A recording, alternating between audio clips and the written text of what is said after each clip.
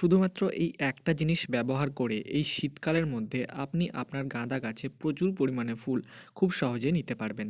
নমস্কার বন্ধুরা, কেমন আছেন আপনারা সবাই? আশা করি সকলেই খুব ভালো আছেন। আজকে আবার একটি নতুন ভিডিওতে আপনাদেরকে অনেক অনেক স্বাগত জানাই। এই শীতকালে আপনার বাড়িতে তো গাঁদা গাছ অবশ্যই রয়েছে এবং এই গাঁদা গাছকে যদি আপনি খুব তাড়াতাড়ি ঝাঁকড়া করতে চান এবং পুরো শীতকাল জুড়ে যদি আপনি আপনার গাঁদা গাছে প্রচুর পরিমাণে ফুল পেতে চান, তাহলে কিভাবে গাছের যত্ন করবেন এবং কিভাবে শুধুমাত্র একটা জিনিস ব্যবহার করেই গাছের সার্বিক বৃদ্ধি ও প্রচুর পরিমাণে ফুল পেতে পারবেন, সে বিষয়ে কিন্তু আজকের ভিডিওতে বিস্তারিতভাবে বলবো।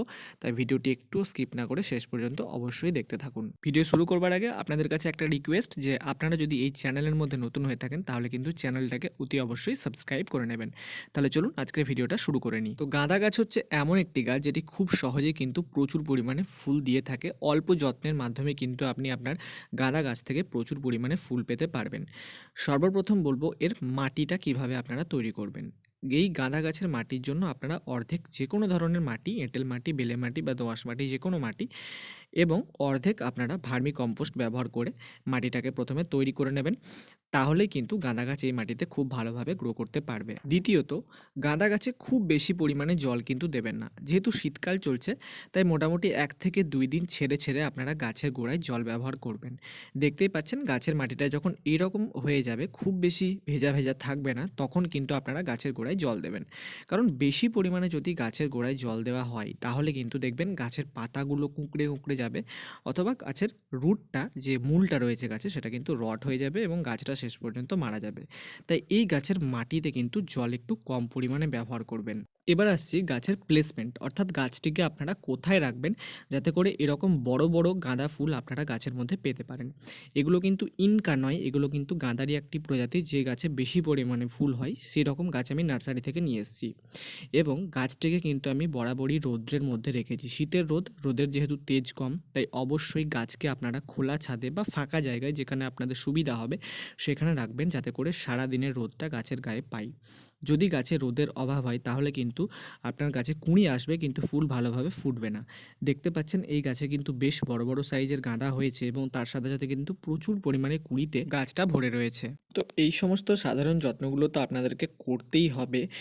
এবার আপনাদেরকে বলবো যে কী এমন জিনিস যেটা আপনি গাছে ব্যবহার করলে আপনার গাছের গ্রোথ খুব ভালো হবে, তার সাথে সাথে গাছের মধ্যে এরকম প্রচুর পরিমাণে বড় বড় সাইজের এবং খুব বেশি পরিমাণে ফুল দেখতে পাবেন। এই যে জিনিসটি আপনারা দেখছেন, এটির নাম হচ্ছে এনপিকে ফার্টিলাইজার।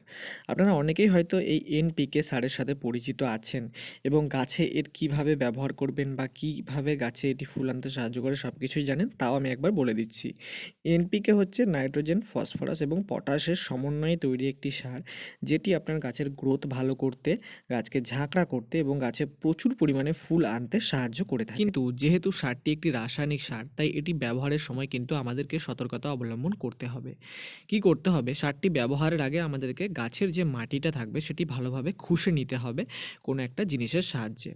মাটি খুশে নিলে কি হবে? মাটির মধ্যে বেশি পরিমাণে অক্সিজেন চলাচল করতে পারবে এবং গাছের মূলগুলো কিন্তু খুব ভালোভাবে এই যে সারটা দিচ্ছি এটা শোষণ করতে পারবে। এই সারটি আপনারা মোটামুটি 10 থেকে 12টা দানা 15 থেকে 20 দিন গ্যাপে আপনাদের গাছের মধ্যে দেবেন এবং গাছের গোড়ায় এটি দেওয়ার পর ভালোভাবে কিন্তু মাটিটাকে মিক্স করে দেবেন এই সারের সাথে, যাতে করে সারটি ভালোভাবে মাটিতে মিশে যায় এবং গাছের মূলগুলো সারটি ভালোভাবে শোষণ করতে পারে।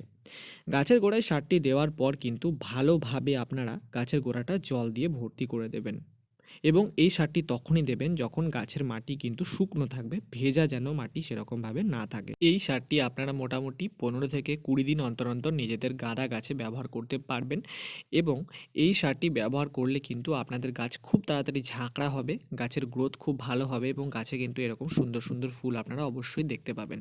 তাহলে আপনারাও যদি এই শীতকালে আপনাদের গাঁদা গাছকে ঝাঁকড়া করে তুলতে চান এবং গাছের মধ্যে প্রচুর পরিমাণে ফুল পেতে চান, তাহলে কিন্তু যেভাবে গাছের যত্ন করতে বললাম সেগুলো অবশ্যই ফলো করুন। তার সাথে সাথে যে সারটা ব্যবহার করতে বললাম এটিও কিন্তু অবশ্যই গাছে ব্যবহার করুন, খুব ভালো রেজাল্ট আপনারা দেখতে পাবেন। তাহলে আজকের মতো ভিডিওটা এখানেই শেষ করছি। দেখা হচ্ছে অন্য একটি গাছ সম্পর্কিত ভিডিও নিয়ে।